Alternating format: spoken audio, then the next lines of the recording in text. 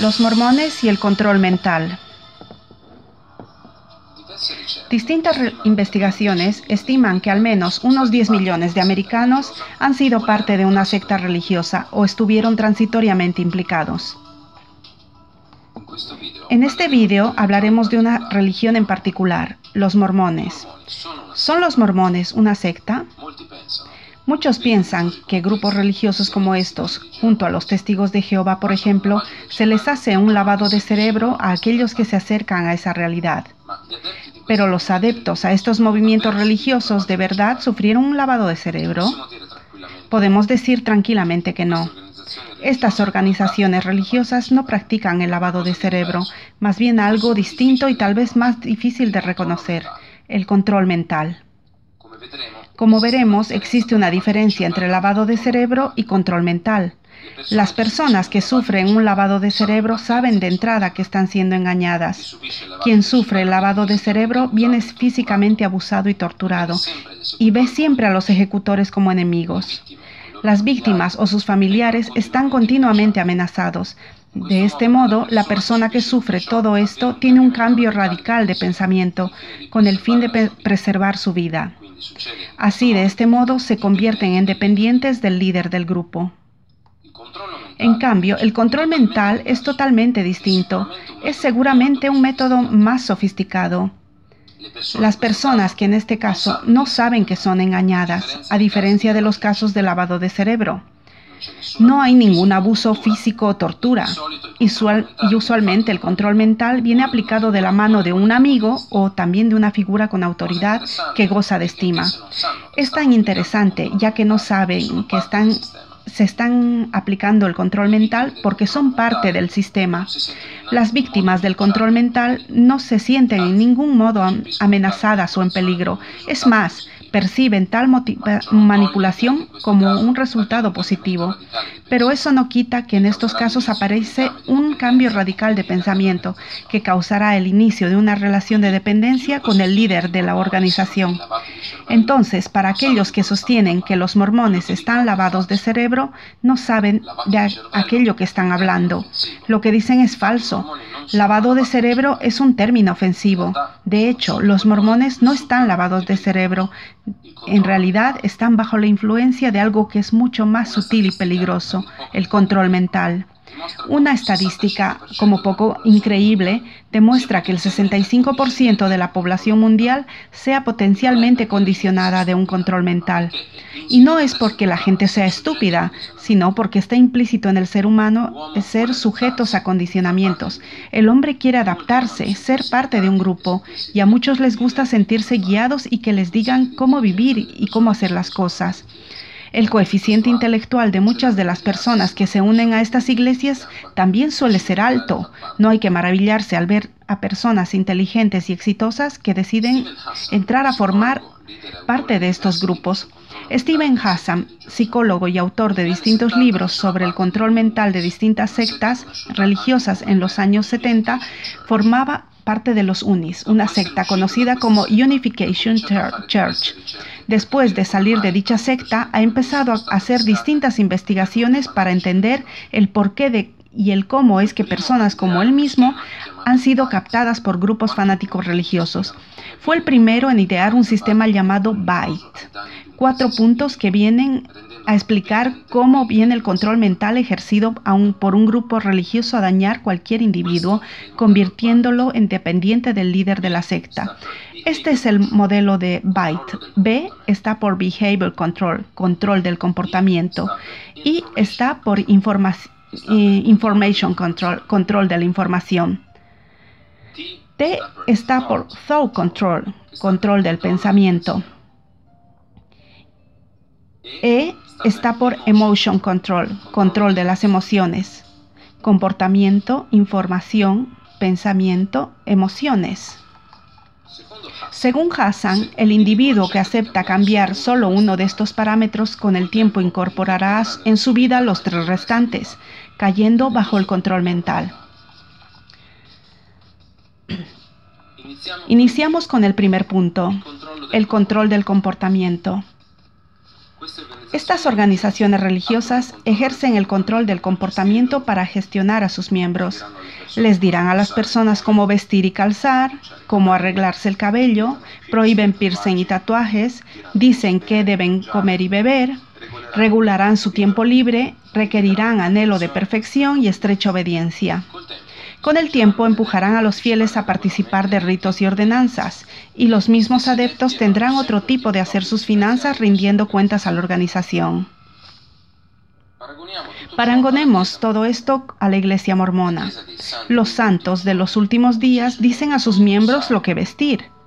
Los mormones investidos deben llevar la ropa interior, los garments, las 24 horas del día, los 7 días de la semana. Deben ir vestidos a las reuniones de camisa y corbata. La camisa debe ser rigurosamente blanca en las reuniones. Siempre afeitados, nada de pendientes, aretes y ningún tatuaje. La ropa interior de las mujeres obliga a llevar manga larga y la falda no tiene que estar encima de la rodilla para cubrir los garments. Regulan con la palabra de sabiduría aquello que se puede comer o beber. De hecho, la Iglesia mormona prohíbe la ingesta de alcohol, fumar tabaco, ni beber té o café. Por años, los miembros de esta organización no podían consumir ninguna bebida que contenía cafeína, como la Coca-Cola. Los mormones vienen cargados de empeños y llamamientos, por ello vienen absorbidos con muchas ocupaciones durante la semana. Con estos deberes, la Iglesia controla el tiempo libre de sus adeptos, larguísimas reuniones, clases de adoctrinamiento. Estudios recientes han demostrado que los mormones dedican una media de 22 horas a la semana a la Iglesia, entre reuniones y actividades como noches de hogar, charlas familiares, lectura de las Escrituras, seminarios, noches fogoneras, campamentos, viajes al templo y cantidad de conferencias. El propósito de todo esto es mantener a la gente ocupada, que no tiene tiempo de pensar, no hay tiempo de pararse a reflexionar. Los miembros han aceptado prácticamente un trabajo a media jornada no retribuido sin darse cuenta.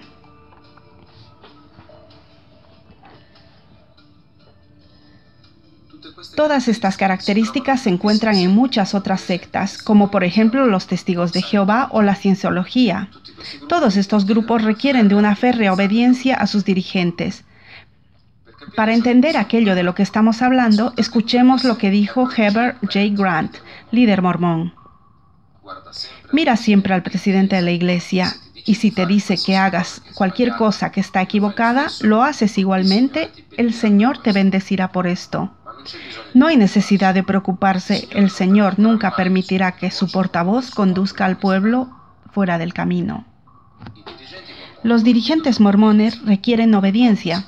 No importa si aquello que piden es justo o incorrecto, la única cosa que quieren es férrea obediencia.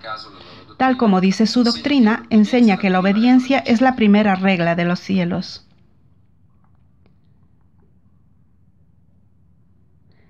Cuando el profeta habla, el debate ha terminado. Revista La Estela, abril de 1978. El próximo punto es el control de la información. Podemos hacer un vídeo de horas para explicar cómo la Iglesia mormona controla la información. Su táctica es muy simple pero eficaz. Mienten, esconden verdades controversiales, distorsionan hechos cambiando si es necesario hasta la historia oficial, dicen qué leer y qué no, especialmente libros que van en contra de la Iglesia. Este material viene automáticamente etiquetado como material antimormón que contiene mentiras y engaños.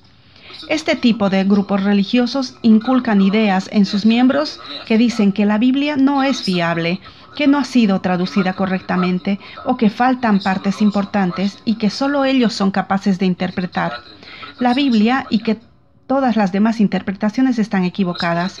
Con la excusa de que a la Biblia le faltan partes, la Iglesia mormona rellena esas partes con doctrinas extrabíblicas. Por ejemplo, todas estas doctrinas no son nada bíblicas.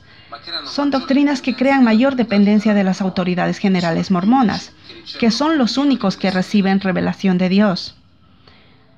Otra característica en común es el conocimiento en grados piramidales, donde los adeptos se inician con una doctrina simple hasta llegar a la llamada doctrina profunda. Esta doctrina no viene revelada inmediatamente, viene suministrada en base al crecimiento del individuo.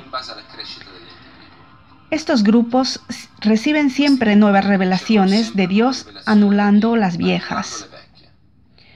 No es de extrañarse si, por ejemplo, se descubre que sus líderes en el pasado fallaron distintas profecías o que los mismos han tenido problemas de inmoralidad o problemas con la justicia.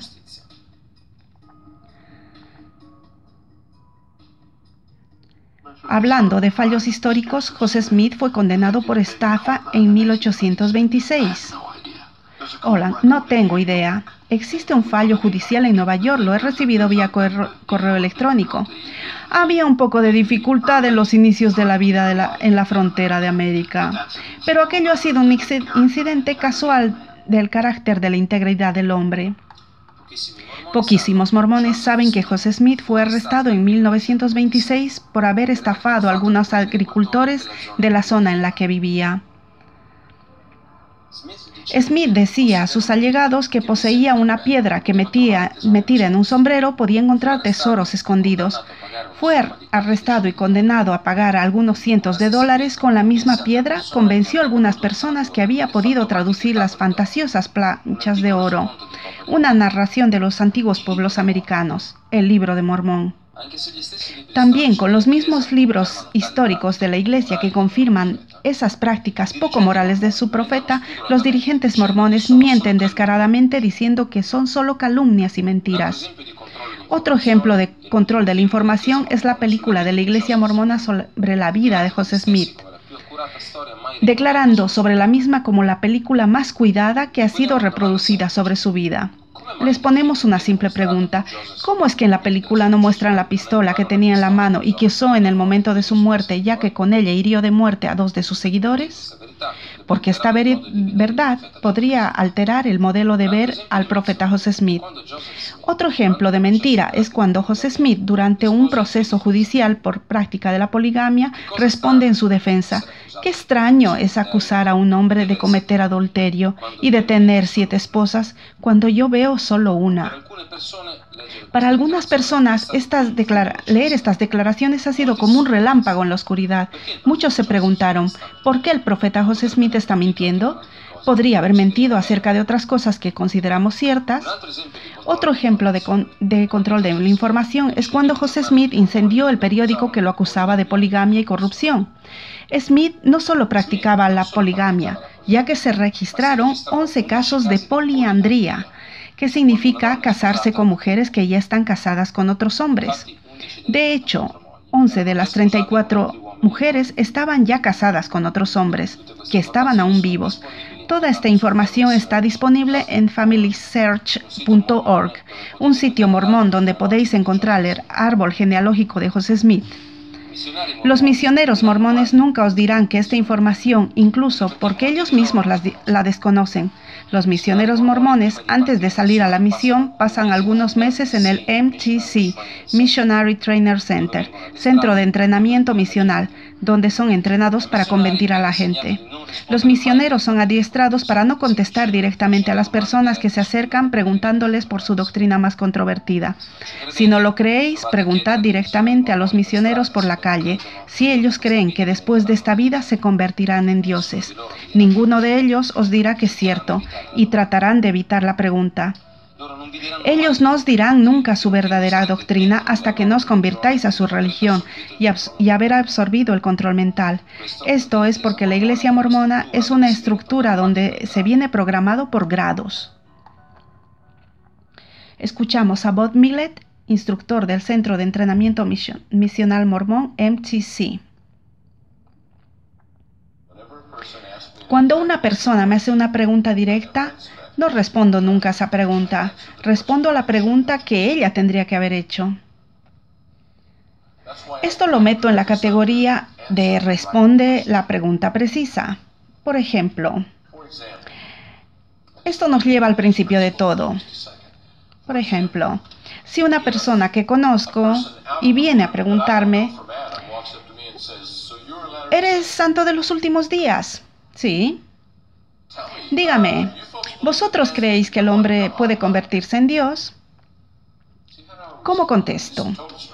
Esta persona es una extraña que no conozco, que no sé qué sabe de la Iglesia.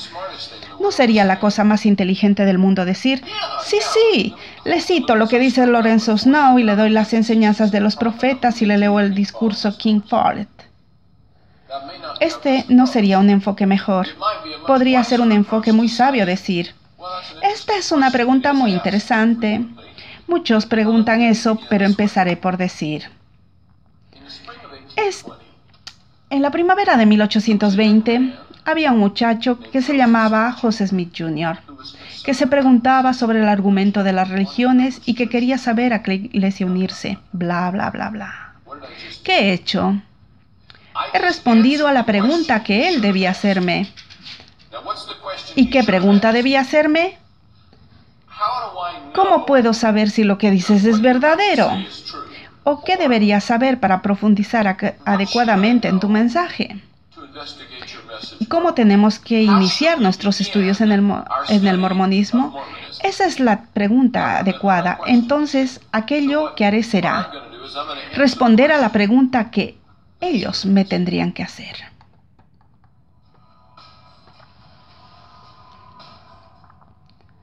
Los miembros mormones que visitan las familias creen que hacen un servicio a sus hermanos, pero en realidad este es un sistema de control capilar de la comunidad. Los que imparten enseñanzas familiares reportan a los dirigentes de la iglesia cada cosa que no está en armonía con las reglas de la organización encontradas en las familias visitadas. Observa, reporta, controla, como sería el caso de un individuo que haya empezado a transgredir la palabra de sabiduría o tal vez otros mandamientos mormones. Una vez al mes se reúnen haciendo el balance de la situación de cada familia. Así pueden aplicar un eventual control de comportamiento. Los mormones ven a todo esto como un modo de vigilar a sus miembros y mantenerlos a raya o reportar a los inactivos en la iglesia. Pero no saben que esto no es ético y sobre todo que no respeta la privacidad de las personas. La iglesia mormona requiere el 100% de las personas y en esta organización todos saben todo de todos. La privacidad no existe.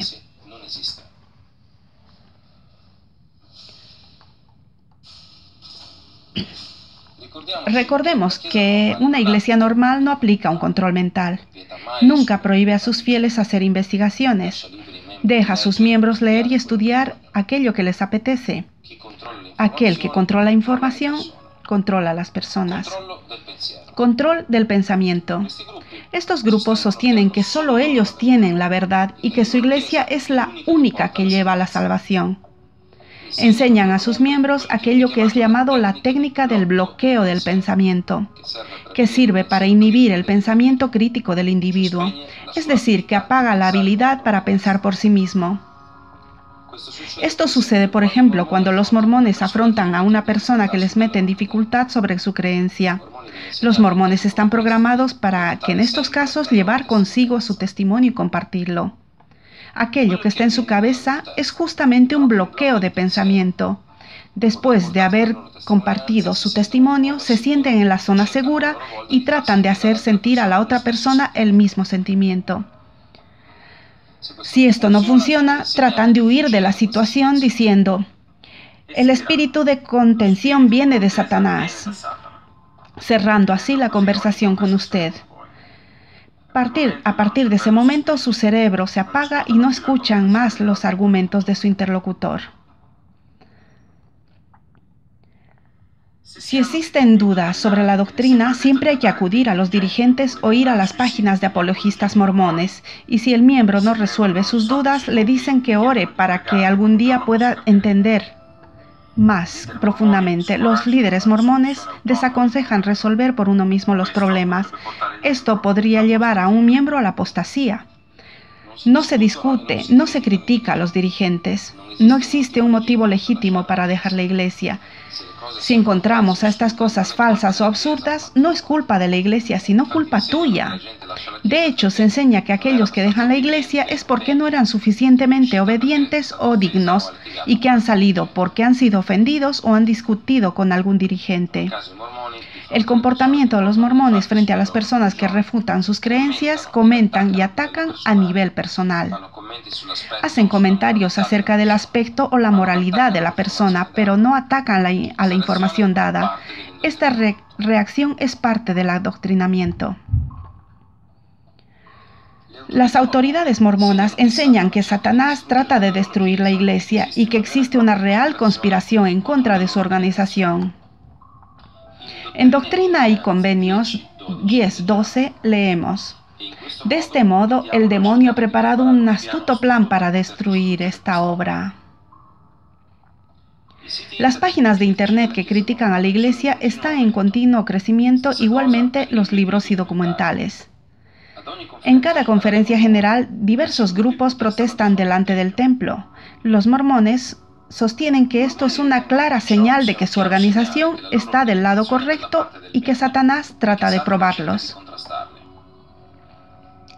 James E. Faust, líder mormón, dice al respecto: los esfuerzos de Satanás por expandirse son la prueba de la veracidad de esta obra.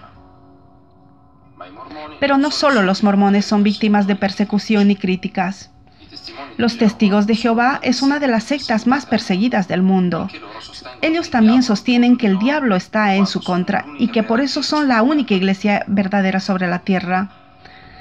Una atalaya titulada El odio sin motivo afirma: ¿qué hay detrás del odio de Satanás hacia los verdaderos adoradores? El diablo emplea falsas acusaciones y mentiras descaradas para hechizar a los servidores leales de Dios. El azote del odio satánico es un testimonio viviente de la legítima soberanía de Jehová. La cienciología es otro grupo fuertemente rebatido por la opinión pública. Del mismo modo, afirman que estas persecuciones demuestran que su religión está en la verdad. En su página afirman sin dudas: estamos empeñados en una batalla en curso contra la masiva conspiración a nivel mundial cuyo único propósito es destruir a la cienciología. ¿Pueden ser todas estas iglesias verdaderas por el hecho de ser perseguidas? ¿Por qué la gente protesta y ataca estos grupos? Los hechos hablan por sí solos. Aproximadamente 900 testigos de Jehová mueren cada año a causa de su rechazo hacia las transfusiones de sangre. Otro 500,000 de testigos han sido excomulgados en los últimos 10 años. La atalaya enseña que cuando una persona ya no acepta las enseñanzas como verdaderas, es excomulgada y debe ser marginada por sus amigos y familiares. Esto acarrea graves daños psicológicos para aquel que sufre esta marginación. El grupo de la cienciología es conocido también por ser la estafa religiosa más costosa de la historia del hombre. Un miembro llega a gastar casi 250,000 euros entre cursos, libros, CDs y otros. Son miles las personas que cada año en todo el mundo denuncian a esta organización por mobbing, amenazas de ser echados de su familia. La cienciología se autodefine como el único camino para la salvación espiritual.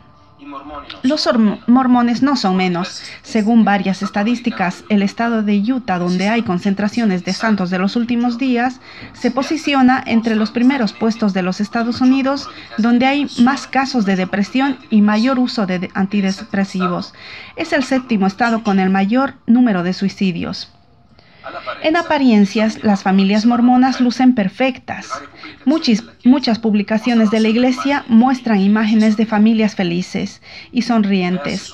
Hay distintas campañas publicitarias televisivas en América que promueven este estilo de vida. De hecho, la doctrina mormona enseña que para convertirse en dioses en la vida venidera se necesita ser perfectos en esta vida. Spencer W. Kimball, 12º presidente de la Iglesia, dijo: el progreso hacia la vida eterna requiere alcanzar la perfección. Cumplir con los mandamientos garantiza el perdón total de las culpas y asegura la exaltación. Según un estudio reciente presentado en la Utah Valley University, las mujeres mormonas de Utah son en riesgo de depresión a causa del perfeccionismo tóxico que enseña la religión mormona. La profesora Chris Dalty ha conducido justo en Utah un estudio entrevistando a 20 mujeres mormonas, muchas veces en el transcurso de un año. Estas mujeres han sido diagnosticadas con una fuerte depresión.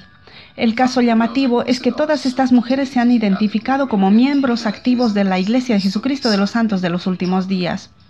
Una de las entrevistadas, Lynette, declaró: metí mucha presión sobre mí misma para ser una mormona perfecta. Si enseño una clase en la iglesia, debo hacerlo perfectamente. En casa debo ser una esposa perfecta, lucir impecable y preparar verdaderos manjares. Pero, ¿qué clase de vida es? La infelicidad de la mujer experimenta en este tipo de esquema mental es claramente desgastante. El hecho de que lloren durante su discurso en el púlpito es un claro desahogo de tensión de aquello que se puede definir como perfeccionismo tóxico. Una de las técnicas de esta organización es aquella de programar en sus miembros la convicción de que si son tantos opositores es porque van por el camino correcto y que el mal está combatiendo en contra de ellos.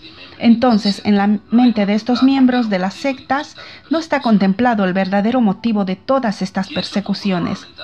Aquel que está bajo un control mental no es capaz de ver los daños existenciales que su grupo crea a las cientos de miles de familias en todo el mundo. Cada crítica y protesta en contra de su iglesia son injustificadas. Para los mormones, hacer este mismo vídeo es una obra de Satanás. Control de las emociones. Estas organizaciones usan siempre el sentimiento de culpa y el miedo. Harán sentir culpable al individuo que quiere salir de la iglesia. Inculcarán el miedo de perder la salvación, bendiciones y la familia por la eternidad. Las fobias suelen inmovilizar a las personas, impidiéndoles hacer aquello que realmente quieren hacer. De hecho, las fobias pueden privar a las personas de la libertad de elección. En las religiones que aplican el control mental, las fobias son sistemáticamente implantadas para impedir a los miembros que sientan que pueden dejar el grupo y ser felices. El adoctrinamiento de las fobias implantadas por la Iglesia mormona consiste en implantar miedos irracionales en el subconsciente de los adeptos, de forma que no hagan preguntas ni querer salir de la iglesia, enseñar que no hay felicidad fuera del grupo o que terribles consecuencias esperan a aquellos que dejan la fe.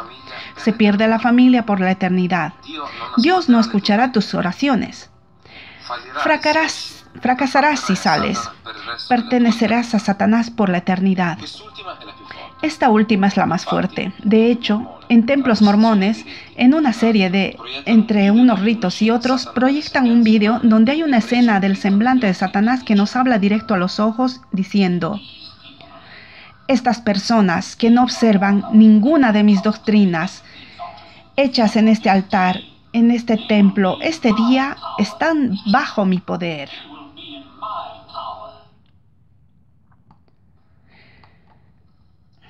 En el templo, antes de 1990, específicos símbolos masones venían asociados a castigos. Los miembros debían simular su propia muerte, llevando el pulgar de un lado a otro en el acto de cortarse la garganta y después simular el destripamiento del estómago. Estos eran los castigos en caso de ser revelados los secretos del templo. Muchos santos de los últimos días sentían que aquellas ceremonias eran demasiado extrañas y muchos no quisieron volver a entrar al templo. El juramento de muerte con el cual querían demostrar su compromiso de no revelar las señas y los convenios se estaba volviendo en contra de la iglesia. Esto llevó a la decisión de hacer los cambios para endulzar la ceremonia, pero yendo en contra de lo que José Smith había revelado en su tiempo. Las ordenanzas instituidas en los cielos antes de la fundación del mundo para la salvación del hombre no deben ser alteradas o modificadas. Las similitudes entre la masonería y la iglesia mormona son muchísimas. En marzo de 1842, poco después de su ingreso en la masonería, José Smith introdujo una nueva ceremonia en el templo mormón, la dotación, entre los cuales una serie de elementos simbólicos sustancialmente idénticos a los de la masonería. Los mormones creen que estos ritos son de restauración de las antiguas ordenanzas bíblicas, pero esto no se encuentra en ningún pasaje de la Biblia. Sabemos, por cierto, que José lo copió de los ritos del templo masón, y los mismos dirigentes confirman las similitudes entre las dos organizaciones. Reportero: hablemos de Mitt Romney, el hombre de que podría llegar a ser el hombre más poderoso de la tierra. Como mormón, en el templo me han dicho que él había hecho un juramento de no decir lo que había que tenía que cortarse la garganta. ¿Es eso cierto? Hola. No es cierto. No tenemos penalizaciones en el templo. Reportero. Antes las tenían. Sí, antes las teníamos. Entonces él hizo el juramento diciendo: no diré ninguno de estos secretos o tendré que cortarme la garganta. Holland. No, el voto que ha hecho era para guardar las ordenanzas del templo. El reportero dice: suena masónico, señor, suena masónico. Holland. Bueno, es similar a una relación masónica.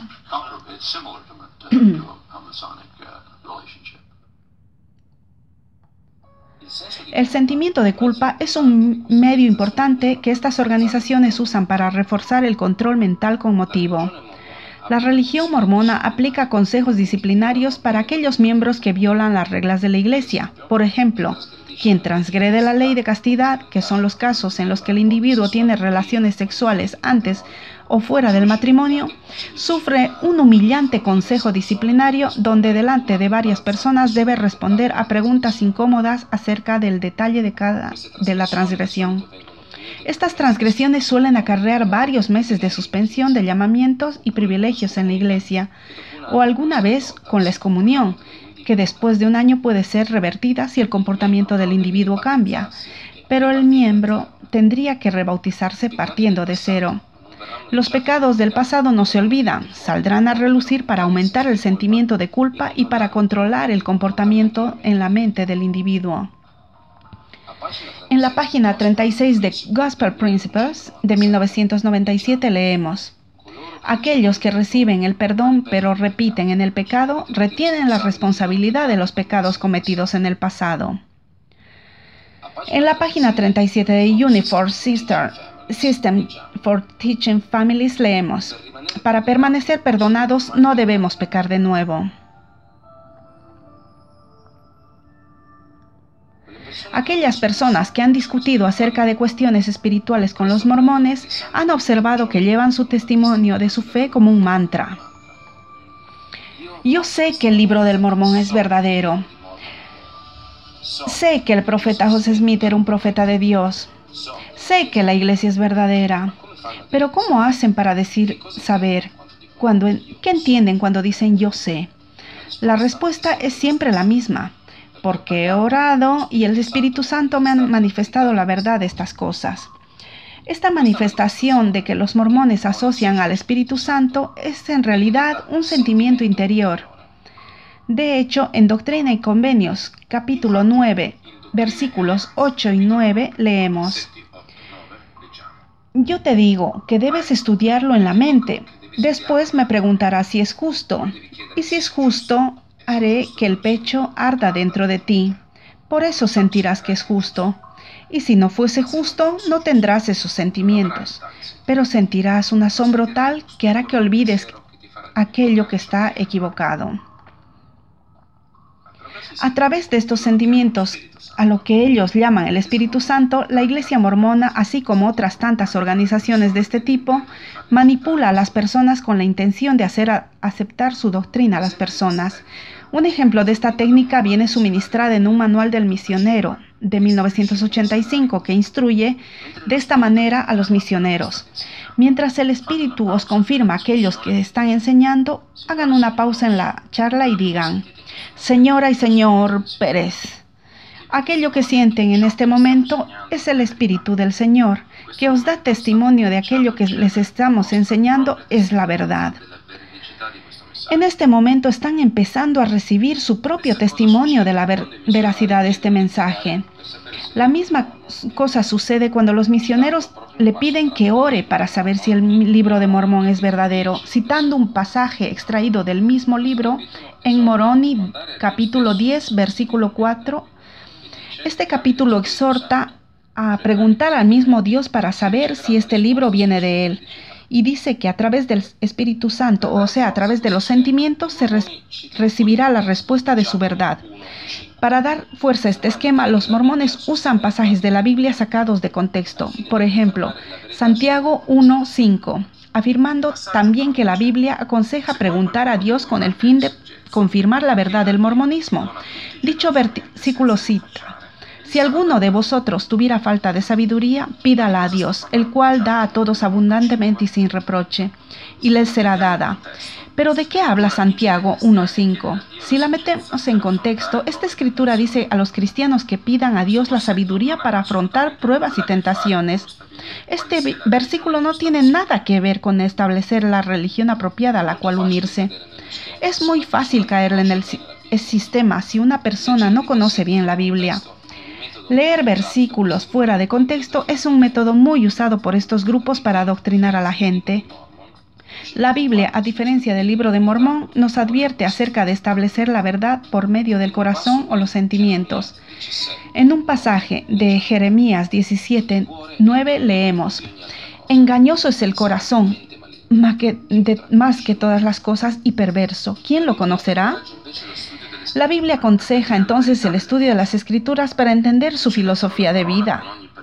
Y estos serán más nobles que los de Tesalónica, pues recibieron la palabra con premura, escudriñando cada día las Escrituras para ver si las cosas eran así. Hechos 17:11. Pero el control mental de la Iglesia mormona empieza precisamente a partir de este punto. Los sentimientos, el sistema es simple y eficaz, como una reacción en cadena. Si te sientes bien, significa que es correcto.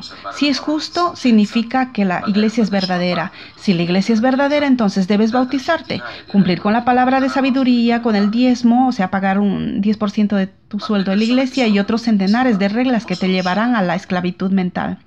Pero las personas que han caído en estas trampas, ¿pueden salir fuera? La respuesta es sí, pero como primer paso para salir está en hacerse algunas preguntas.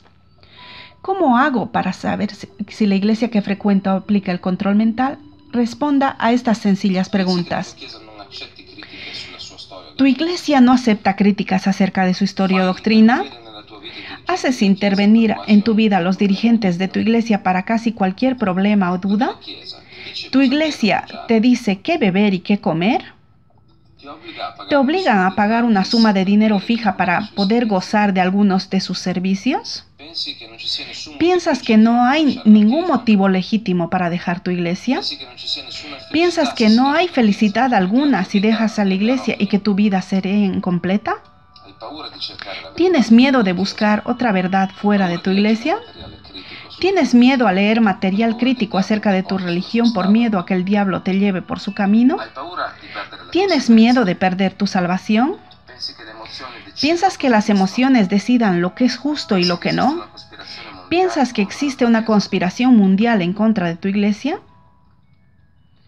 Si has respondido que sí a alguna de estas preguntas, considera la posibilidad de haber caído bajo un control mental, pero nunca es demasiado tarde para salir. Las personas están saliendo de estos grupos, así que por favor, no pierdan la esperanza. Steve Hassan.